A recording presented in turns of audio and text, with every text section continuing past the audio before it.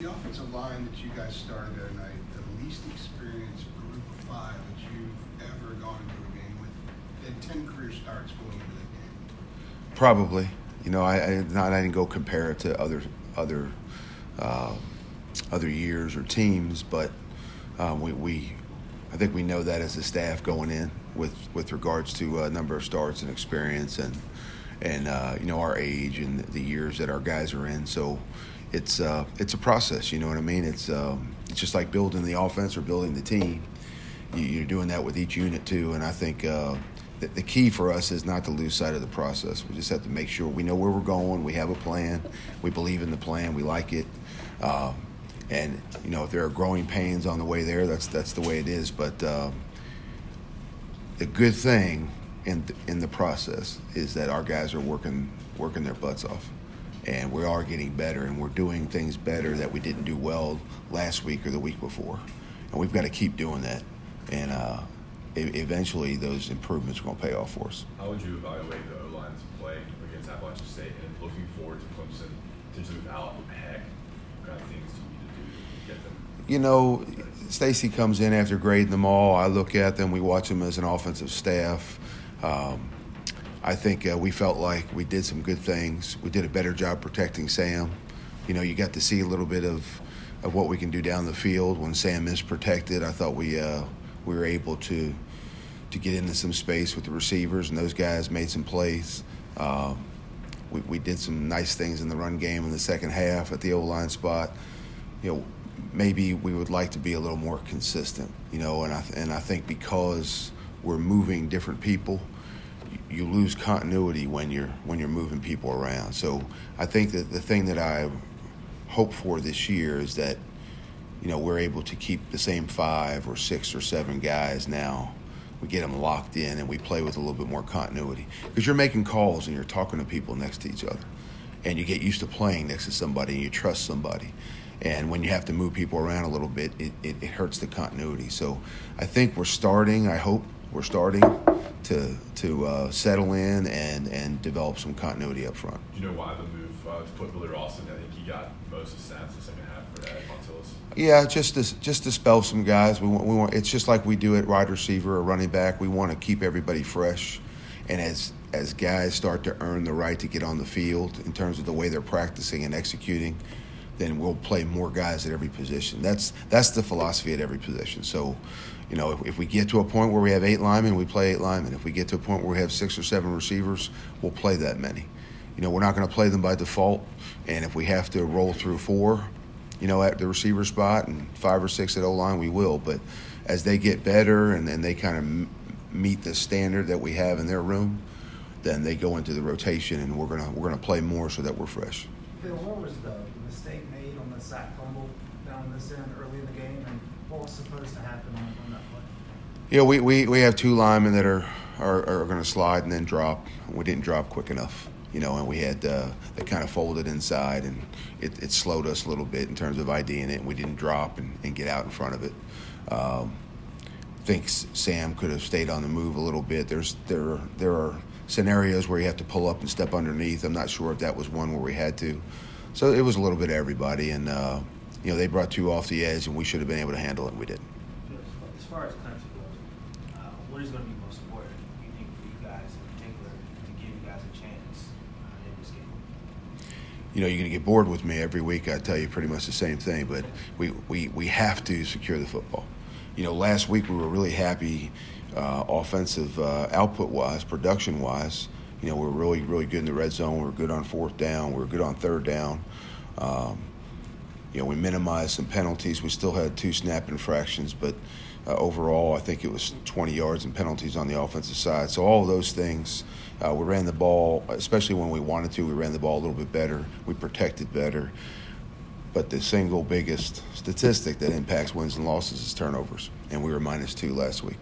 And particularly the 2 in the first half, really put us behind the 8 ball a little bit. And I think if we could have a couple drops and those turnovers back, we feel really, really good about our game on the offensive side. What does Clemson do best? Clemson is, we identify 3 guys every week, just schematically or personnel-wise, that we want to attack. there aren't three guys this week. I mean, they're solid, and corners are really good. Safeties are good. Defensive line is different than the D line that they had. They had those 4 freaks last year, but they're extremely well coached. I heard Coach Brown talking, and he's describing the team exactly the way we see it.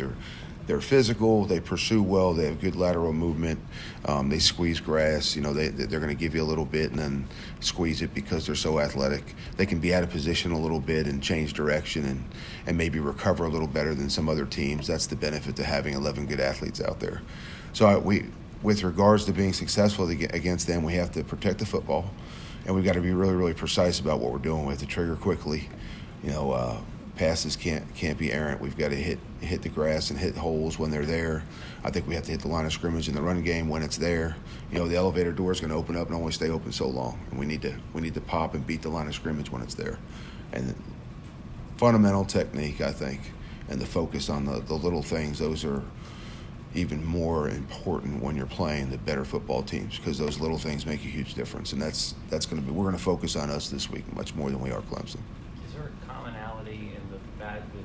I asked Mac about bad starts, and he immediately pointed to the second quarter more so than right Sure. at the very beginning. Yeah. But is there a commonality that you've seen in the last 2 games that puts you guys in this hole? Maybe something you're concerned about on film that you'd like to get fixed more so than something else?